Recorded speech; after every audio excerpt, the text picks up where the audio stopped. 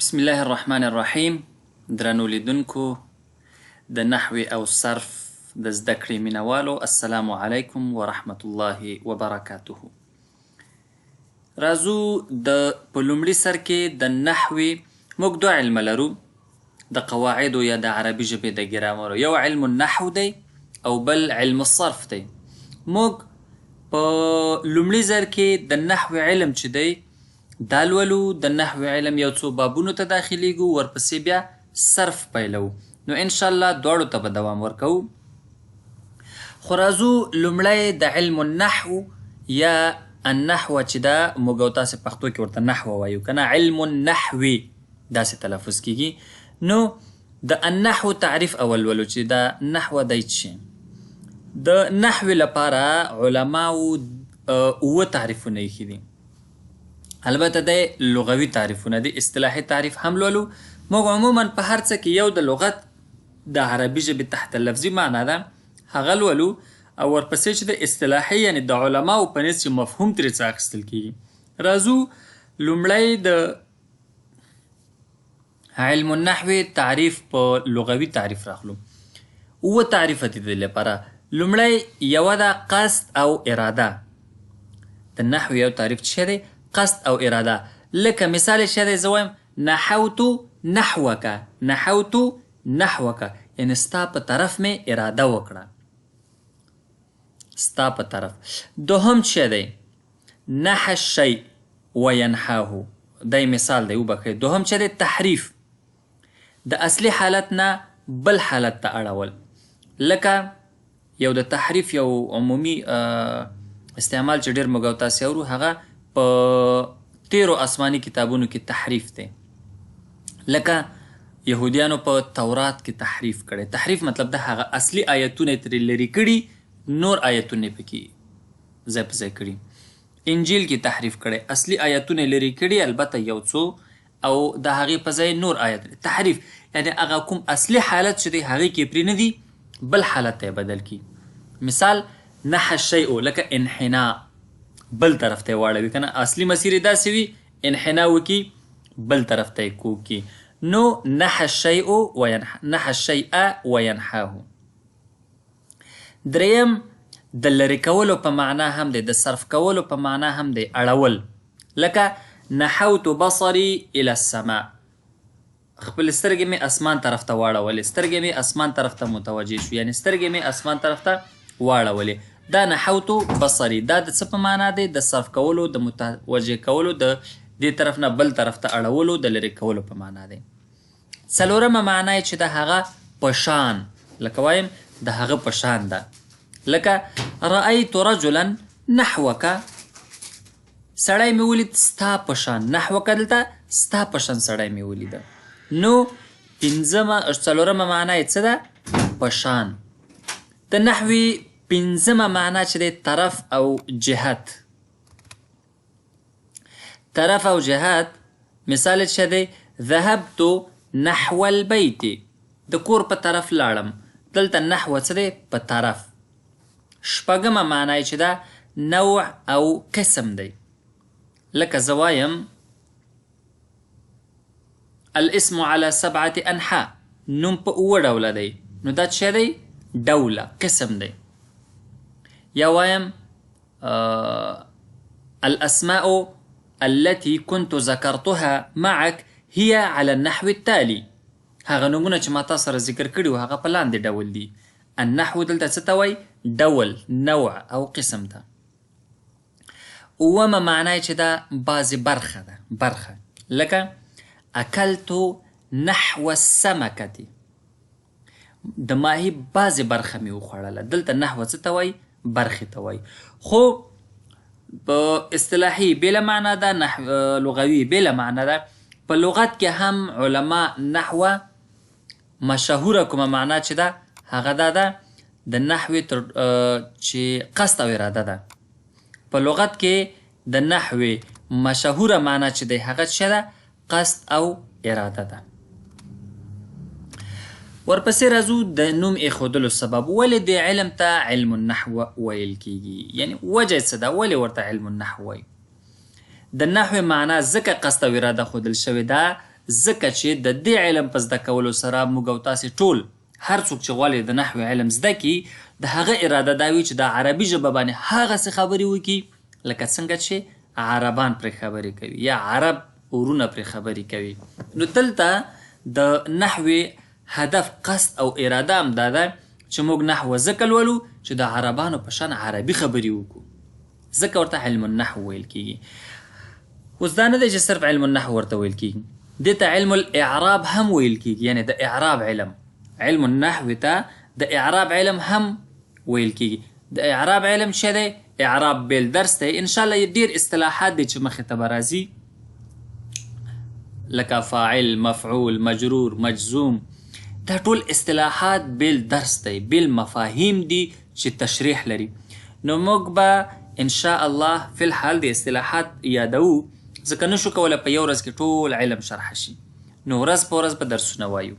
نو دې ته د اعراب علم هم ویل کېږي، دا دویم نوم دی د علم النحو. همداشان اوس د دې نحوې د علم خاصیت څه دی؟ خاصیت یې دا دی چې اسم، فعل او حرف پرتله شي، یعنی بیل بیل معلوم شي چې دا اسم دی، دا فعل دی، دا حرف دی، ګډوډ نشي، نوم په فعل کې مدغم نشي، حرف په فعل کې مدغم نشي، فعل و حرف و اسم دا سره بیل بیل جلا شي او وپېژندل شي چې دا اسم دی، دا فعل دی، دا حرف دی، دا فاعل دی، دا مفعول دی. نو د دې علم خاصیت دا دی د نحوې د علم چې اسم، فعل او حرف سره پرتله شي. بل معرب او مبني ترمنځ فرق وشي.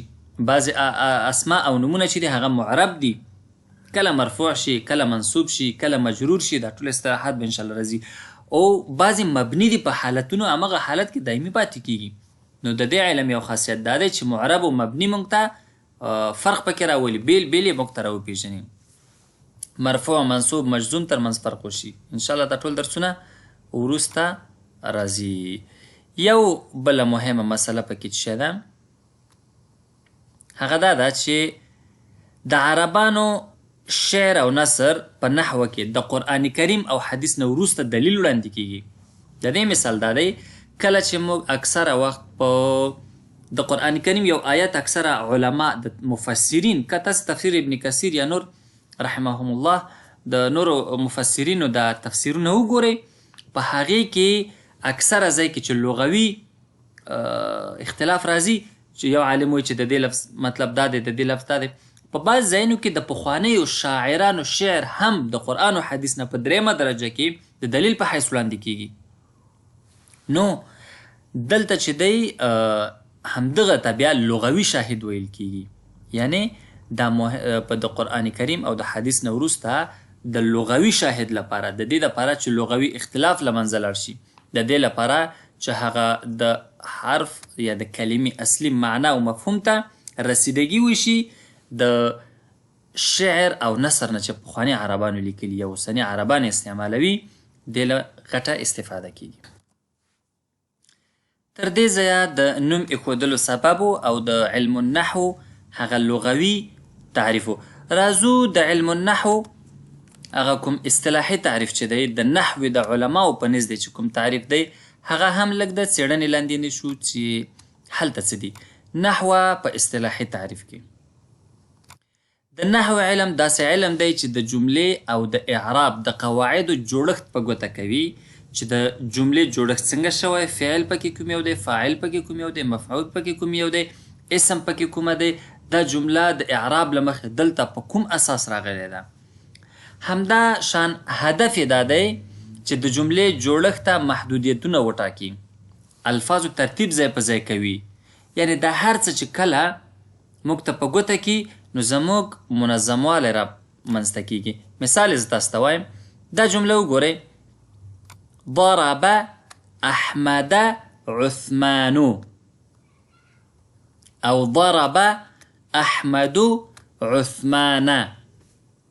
دا جمله وګورئ، اول کې دلته ضرب دی او دلته هم ضرب دی، دلته هم احمد دی، دلته هم احمد دی، دلته هم اخر کې عثمان دی، دلته هم عثمان. خو د جملو د معنا او ترمنځ ځمکه او اسمان فرق دی. څنګه فرق دی؟ په دې جمله کې احمد را پاڅېدلی دی، عثمان یې وهلی دی، او په دې جمله کې عثمان را پاڅېد، وبخئ، په دې جمله کې عثمان را پاڅېدلی، احمد یې وهلی دی، او په دې جمله کې احمد را پاڅېدلی عثمان یې وهلی دی. ټول کار چې شي منظم که دغه فتح وینئ په آخر کې زور. دا جمله لږ نور ډېره رانږدې کړمه چې تاسې صحیح ورته رسیدګي وکولی شئ. کیدای شي بعضې ورونو ته صحیح ښکاره نه شي. وګورئ اوس دلته ضرب احمد عثمان او ضرب احمد عثمان. دا ضمه چې وینئ موږ په اوله ورځ ویلي چې ضمه پیښ یا پیش، فتحه زور یا زبر، کسره زیر. موږ زور زیر پیښ نه وایو ځکه موږ د عربي ژبې نحوه مطالعه کوو نو باید دغه کلمات او اصطلاحات د عربي ژبې استعمال کړو. نو دغه فتحه او ضمه ټول بدلون دا راولي. که چیرته داسې موږ ووایو ضرب احمد عثمانو نو مطلب دا دی چې عثمان را پاسید احمد یې ووهه، او که ووایو ضرب احمد عثمانه د احمد را پاسید عثمان یې ووهه. څومره فرق دی؟ یو کې احمد وهل کړي دي او عثمان وهل خوړلی دی، او بلکې عثمان وهل کړي احمد وهل خوړلی. ډېر زیات فرق دی. نو دا جملې دغه مخکې والی وروسته دا د اعراب وجه ده، دا د نحوې د علم وجه ده. که د نحوې علم نه وای دا به هر څه ګډوډ و. نو دا د نحوې اصطلاحي تعریف دا دی چې داسې علم دی چې د جملې او د اعراب د قواعدو جوړښت په ګوته کوي. ښه ورپسې راځو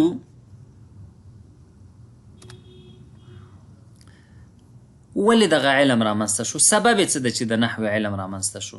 د نحوې د علم د رامنځته کېدو سبب کله چې اسلامي دولت همداسې پراخېده، فتوحات و لښکر پر مخکې تله، کفارو به چې کله د مسلمانانو اخلاق، رویه او دا هر څه لیدل، يدخلون في دين ورأيت الناس يدخلون في دين الله افواجا. دا کفار چې دي دوی په لښکرو را مسلمانان کېدل. نو دې وخت کې عربي ژبه ډیره مشهوره شوه. عربي ژبه د پرمختګ او تمدن ژبه وګڼل شوه ځکه چې مسلمانان چې کله دین یې ونیو، کله چې قرآن او حدیث باندې منګولې خښې کړې، مسلمانان د پرمختګ اوج ته ورسېدل. مسلمانان ډېر پرمختللي شو. لکه اوس چې انګلیش په دې حالاتو کې مسلمانانو وروستوالی کړی دی، کفارو اروپایي هیوادونو او انګلیسانو امریکایانو پرمختګ کړی دی، نو خلک د هغې لپاره انګلیش یا انګلیسي ژبه زده کوي. په دې وخت کې ټولو ملتونو د دین سره مینه وه، او کله چې دا خلک مسلمان شول نو ټولو عربي ژبې ته مخه وکړه. ټولو غوښتل چې عربي ژبه زده کړي او د تفاهم وسیله وګرځېده. لکه اوس چې خلک انګلیش زده کوي نور هیوادونو ته ځي په انګلیش خبرې کوي، هلته چې دی عربي ژبه د پرمختګ وسیله وګرځېدله او د تفاهم وسیله وه چې خلک خپل منځ کې عربي ژبه خبرې وکړي، نړیواله ژبه وه. نو د لهجې او لحن یو مشکل رامنځته شو، خصوصا په قرآن کریم کې. غیر عربو بیا قرآن کریم هغسې نه شو لوستلی چې په دې هکله یو ډېره مشهوره قصه ده د ابوالاسود الدؤلي. ابوالاسود الدؤلي لومړی هغه کس دی چې نقطې وضع کړي په قرآن کریم کې. اوس راځو دې ته لولو. ابوالاسود الدؤلي یو ځای نه تېرېږي، په یو لاره تېرېږي چې یو څوک دغه آیت لولي. هغه آیت داسې دی: واذان من الله ورسوله الى الناس يوم الحج الاكبر ان الله بريء من المشركين ورسوله. ان الله بريء من المشركين ورسوله. آیت داسې دی، د دې مطلب دا دی چې الله تعالی د مشرکینو نه بریء دی او رسول یې هم بریء دی، بیزاره دی. الله تعالی د مشرکینو نه بیزاره دی او رسول یې هم ترې بیزاره دی. د آیت معنا داسې ده. خو هغه سړي څنګه ولوست؟ ځکه د قرآن کریم ته چې تاسې اوس زور ده وګورئ، دې ته زور و زیر نشته دی. زه لولم، عربان هم همداسې لولي، تاسې هم همداسې لوستلی شئ. خو هغه وخت کې قرآن کریم ته زور و زیر یعنې فتحه ضمه کسره خو پرېږده، ده شین ته چې درې ټکي دي دا نه وو پخوا، یې ته چې دا دوه ټکي دي دا نه وو پخوا، نقطې او ټکي نه وو قرآن کریم ته، او حرکات فتحه ضمه کسره هم نه وو. نو عربو صحیح لوستلی شول، غیر عربو صحیح نشو لوستلی. اوس عرب هم صحیح نشي لوستلی. نو هغه داسې لوسته، هغه سړي چې دا تلاوت کو: ان الله بريء من المشركين ورسوله. ورسوله العیاذ بالله. د دې معنا دا ده چې الله تعالی د مشرکینو نه هم بیزاره دی او د رسول نه هم بیزاره دی. چې دا آیت دا مفهوم غلط دی. نو په دې هکله کله چې ابوالاسود الدؤلي دا واورېده یو فکر ورسره پیدا شو، خفګان ورسره پیدا شو چې دا خو مشکل ده، ستونزه ده. لاړه ډایرکټ علي رضی الله عنه ته ټوله قصه وکړه. کله چې علي رضی الله عنه ته ټوله قصه وکړه، علي رضی الله عنه ته ویل چې عربي ژبه په خطر کې ده. او بیا چې دی څه وکړل، علي رضی الله عنه یو ورقه راواخیسته، ویې لیکل پرې بسم الله الرحمن الرحیم الکلام اسم فعل وحرف، یعنی خبرې اسم دی، فعل دی او یا هم حرف دی. اسم د یو شي په نوم دلالت کوي، فعل د یو څه په حرکت او کولو دلالت کوي، او حرف نه اسم دی او نه فعل دی. او ابوالاسود الدؤلي ته امر وکړه چې انحو هذا النحو، دغه نحوه چې دی دا نحوه که، یعنی دا ولیکه، دا نوټ که، او دا چې دی دا نحو علم چې دی دا مشهور که تر څو خلک دا علم د نحو نه مستفید شي. همدې ځای نه ورته بیا علم النحو وویل شو. دا سبب و چې په دې سره علم النحو رامنځته شو. دا و د نحوې د علم اصطلاحي تعریف او د علم د نحوې اسباب. ان شاء الله د نحوې باب ته به ورداخلیږو په راتلونکي درس کې. ونلتقي ان شاء الله في الدرس المقبل، والى اللقاء القادم. استودعكم الله والسلام عليكم ورحمة الله وبركاته.